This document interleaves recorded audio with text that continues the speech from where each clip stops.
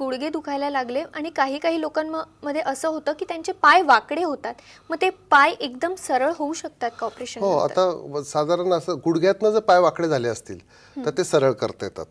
परंतु काही काही जणांच्या हाडांनाच जर वाक असेल कॅल्शियम कमी असल्यामुळे, तर ते सरळ करायची गरज नाही. परंतु बऱ्याच वेळा लोकांचे गुडघ्यातून पाय वाकडे होतात आणि ऑपरेशन लवकर नाही केलं आणि पाय जर वाकडे असतील तर त्याचं डायरेक्ट जे काही स्ट्रेसेस असतात ते कमरेवर जाऊन कंबरदुखी मागे लागते. आणि कधी कधी अँकल जॉईंट्स म्हणजे घोटे जे असतात आपले त्यांना पण असं वळावं लागतं बाहेरच्या किंवा आतल्या बाजूला, आणि त्याच्यावर सुद्धा ताण येतो. आणि त्याच्याकरता सुद्धा आपल्याकडे एक छानशी क्लिप आहे. अगदी सर, ती क्लिप आपण बघूया. नमस्ते मित्रांनो, मी doctor Sunil Sonar, joint replacement surgeon, Sai hospital Nashik आणि वोकाड हॉस्पिटल मुंबई सेंट्रल, दादर ठाणे मुंबई. काय होतं, आपल्या गुडघ्याची जेव्हा झीज होते 50-60 नंतर, झिजलेल्या गुडघ्याचं दुखणं औषध गोळ्या खाऊन जात नाही. आता ह्या दादांचं बघा, पाय किती वाकडे झाले, चालणं किती अवघड झालं आहे.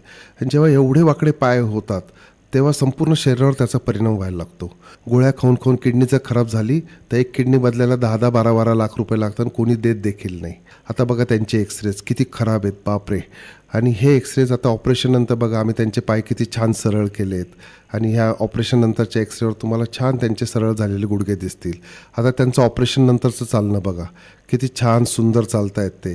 आता त्यांच्या 80 ते 90% वेदना पुढच्या 15, 20, 25 वर्षाकरता निघून जातील आणि आयुष्य सुसह्य होईल.